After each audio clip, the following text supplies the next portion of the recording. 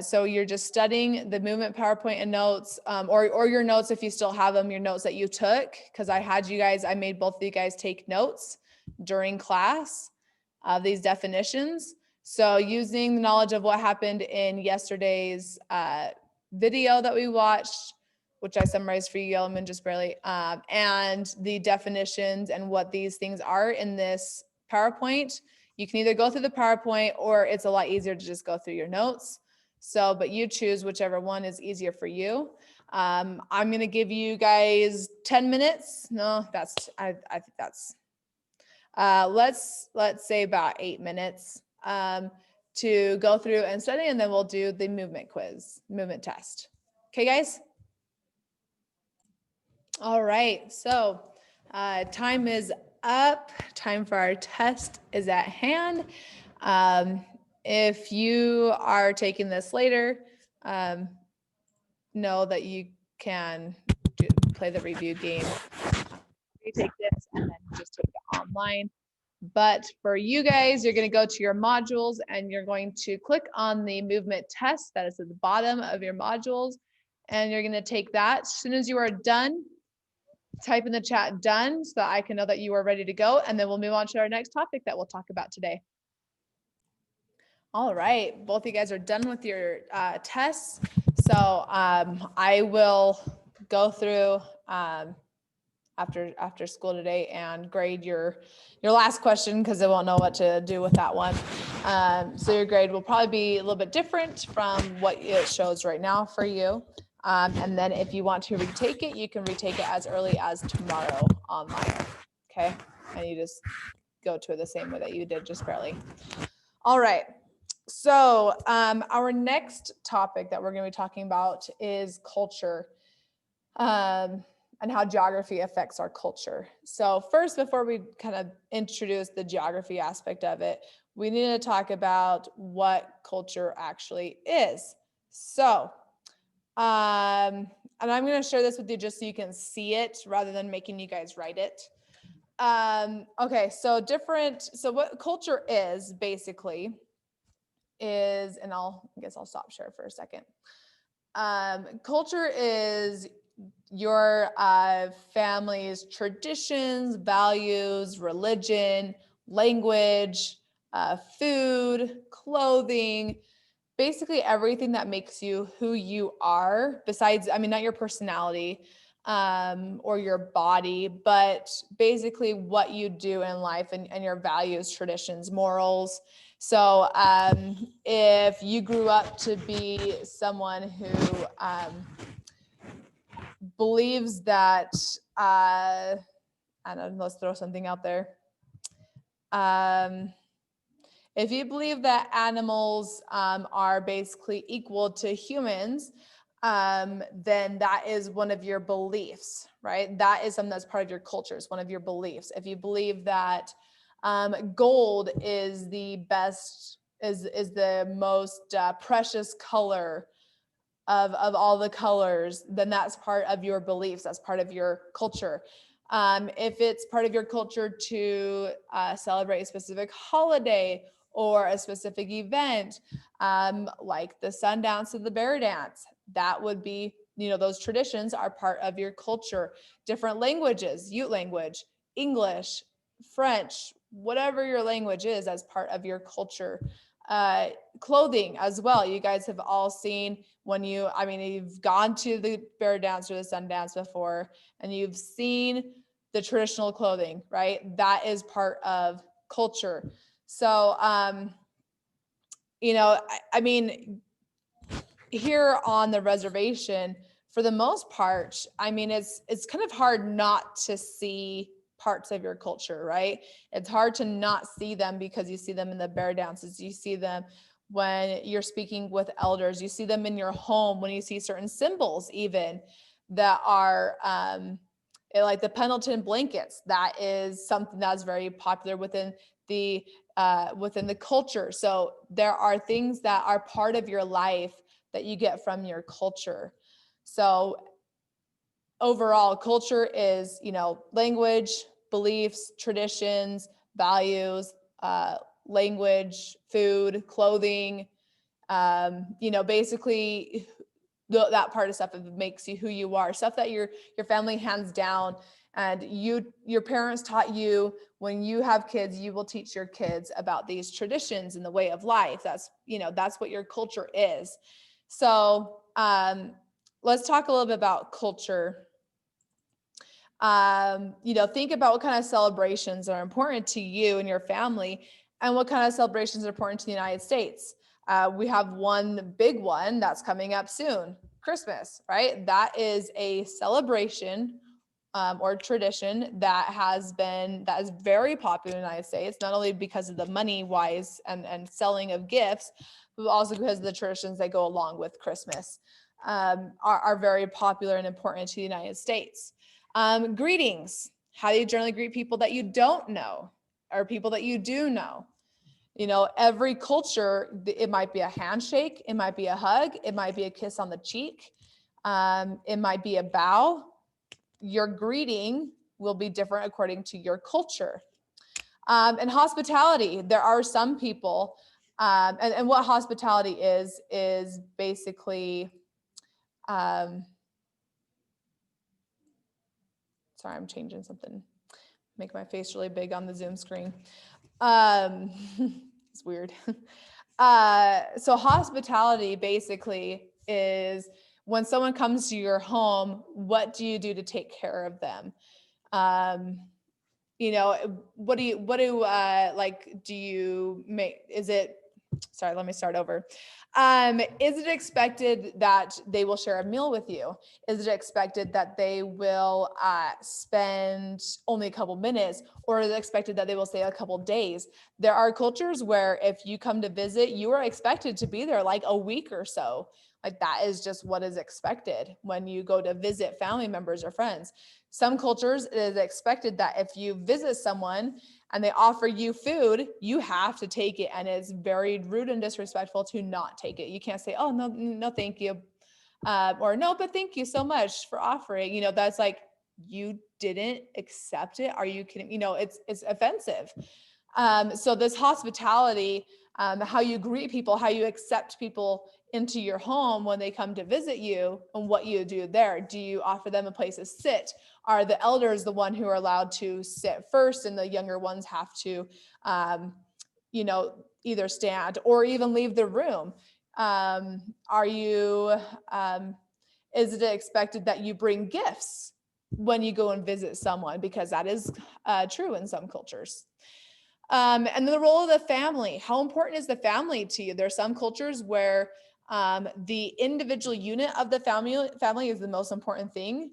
And there's some cultures where it doesn't matter if they are your fifth cousin, twice removed and divorced from them, trying to create like this huge gap between you and them, but it doesn't matter. They are your family, and you're going to treat them the same as you would your sister or your son. So there's part of that. Also, different rites of passage, as we call them. Basically, when you turn a certain age, this is what you're going to do. A lot of cultures have rites of passage where you're not a man until you complete this task, or until you do something, or you can recite something or be able to do something. And there's until you can do those things, or you're not eligible to date until, like with the Mexican culture, the quinceañera. That is a rite of passage where you have this event to show you are now available to start doing, and you can't do that unless you have your quinceañera.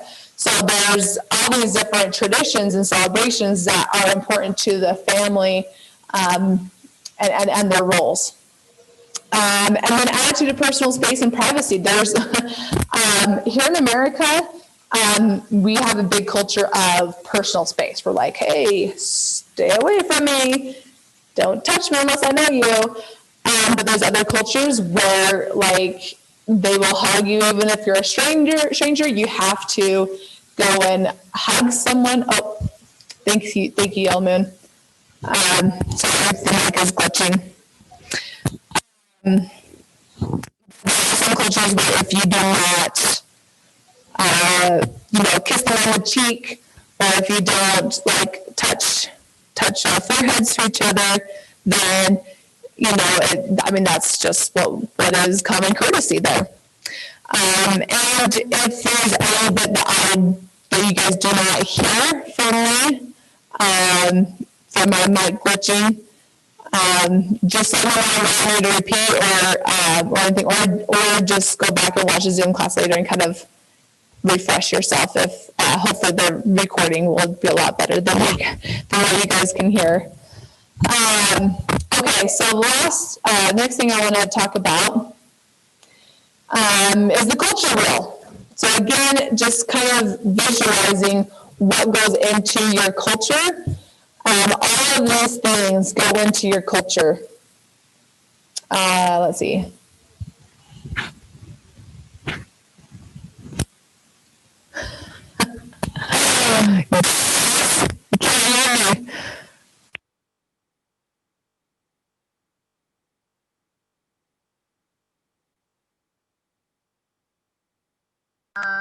Can you hear me now? Is this better, guys? Can you hear me now better?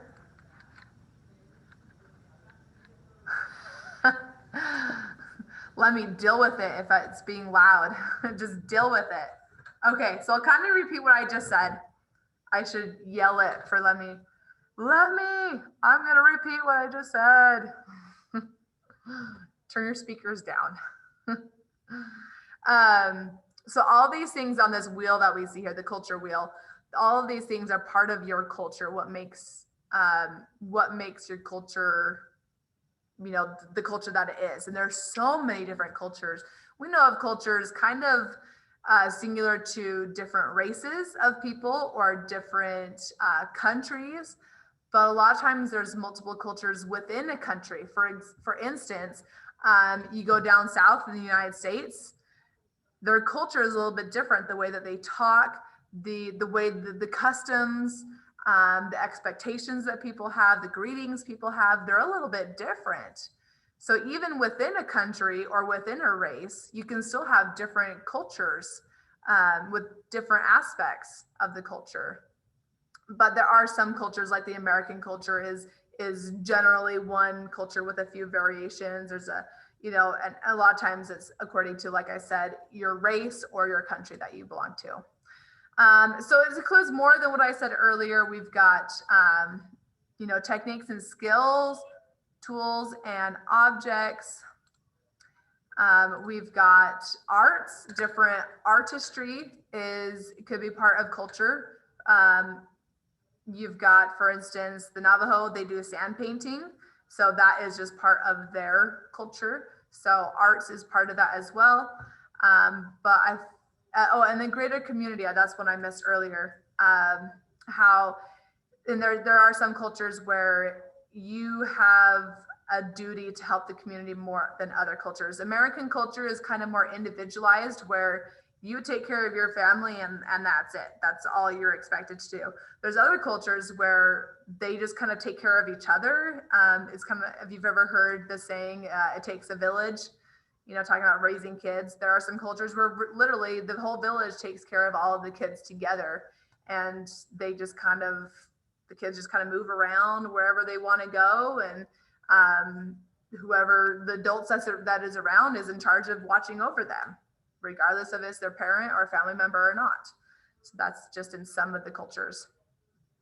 So I have some questions that I want to ask you guys, and I'm going to have Yellow Moon. I'm going to ask you,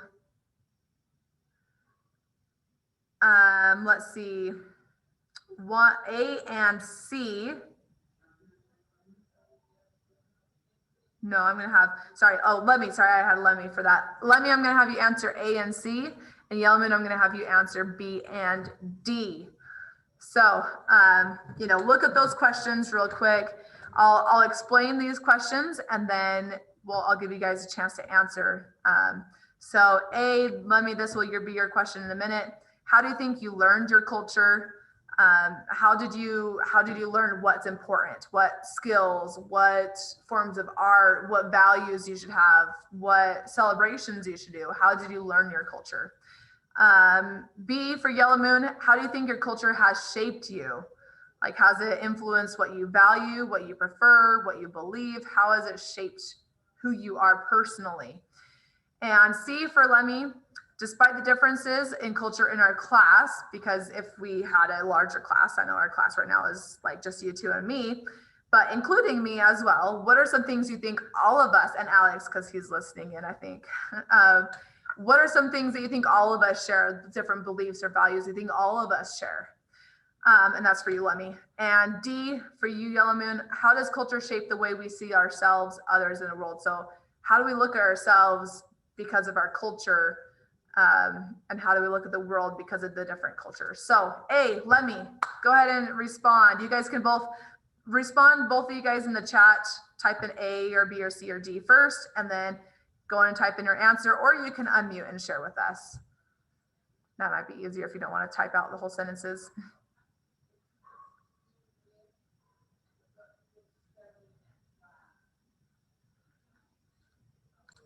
Okay, while you guys are still typing, Lemmy's answer to C, some things that we all have in common, is that we have to listen and learn. Yes, it's, education is still pretty valuable for our cultures. There's other cultures I totally admit they value education way more than our cultures here in America value education.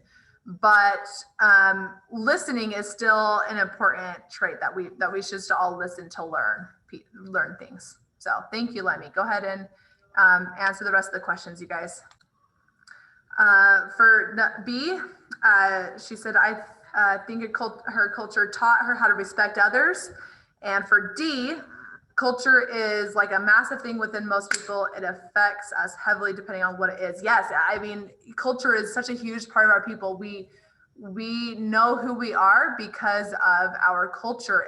When you think of who you are, your values are dictated to you or taught to you, usually through your culture. Sometimes your personality as well influences that, but your culture really influences who you are so much.